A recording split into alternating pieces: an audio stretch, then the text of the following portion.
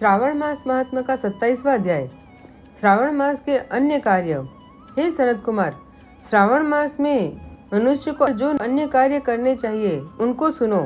भगवान शंकर ने कहा, कर्क की संक्रांति से सिंह की संक्रांति तक सब नदियां रजस्वला हो जाती है, इसलिए उस समय नदियों में स्नान करना निषिद्ध है।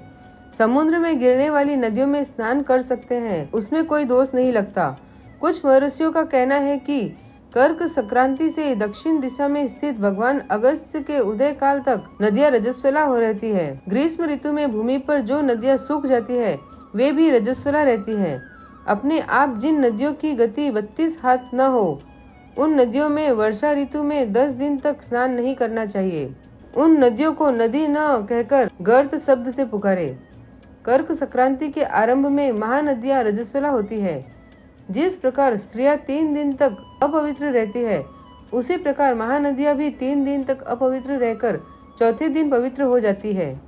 गोदावरी, भागीरथी, वेणिका, तुंगभद्रा, पयोष्ठी और तापी ये 6 नदियां विंध्य पर्वत के दक्षिण में बहती हैं। सरस्वती, यमुना, नर्मदा, गंगा, विशोका तथा वितस्ता ये 6 महानदियां विंध्य पर्वत के ऊपर बहती हैं। कृष्णा, बंजरा, कावेरी और देविका ये 4 महानदियां कर्क संक्रांति पर एक दिन के लिए रजस्वला होती है। कर्क संक्रांति से गौतमी नदी 3 दिन रजस्वला रहती है। सरस्वती, प्लक्षधारा, यमुना, भागीरथी, नर्मदा, सरयू, सिंधु, सती, चंद्रभागा ये 9 नदियां और नद नाम से विख्यात शोण, हिरण्य, सिंधु, कोकिल, शतद्रु, घगर, अर्हित ये 7 नदियां पवित्र रहती हैं। ये रजस्वला नहीं होती। सरस्वती, यमुना, गंगा, धर्मद्रवा ये नदियां सब काल में गुप्त रजोदोष वाली होती हैं। ये हमेशा पवित्र रहती है।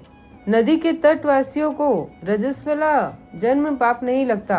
गंगा जल में रजोदुष्ट जल मिलने से पवित्र हो जाता है। श्रावणी उत्सर्ग, प्रातः स्नान, विपत्ति के समय, चंद्र और सूर्य ग्रहण के समय रजोदोष नहीं होता। अब मैं सिंह की संक्रांति पर गौ प्रसव के फल को बताता हूँ। सिंह का सूर्य हो जाने पर जिसकी गौ ब्याई हो, उसकी 1 मास में निश्चय ही मृत्यु हो जाती है। उस समय की गौ प्रसव की शांति का उपाय सुनो, जिसके करने से मनुष्य सुखी हो जाता है। उस गौ को ब्राह्मण को दान कर देनी चाहिए। पीली सरसों तथा शुद्ध गौ घृत द्वारा होम करना चाहिए। श्री सूक्त या शांति सूक्त द्वारा स्नान करना चाहिए। घी और तिल की 1000 आहुतियां देनी चाहिए।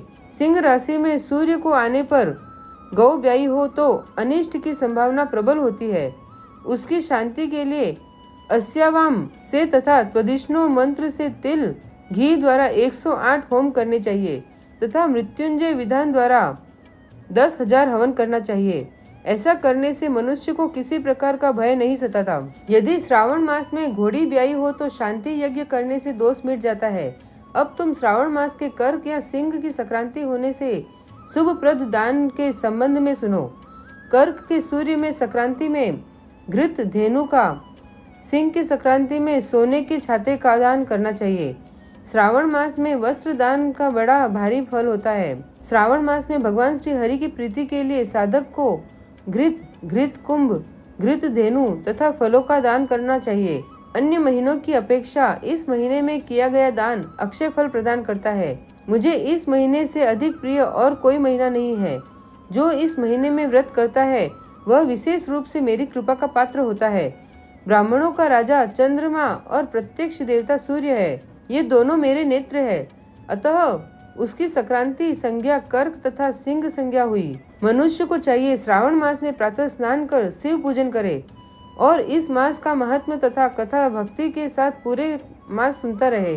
श्रावण के महीने के व्रत करने से 7 प्रकार की जो बंध्याएं हैं उनको भी पुत्र प्राप्ति हो जाती है। इस महीने में श्री व्यास जी की भी पूजा करनी चाहिए।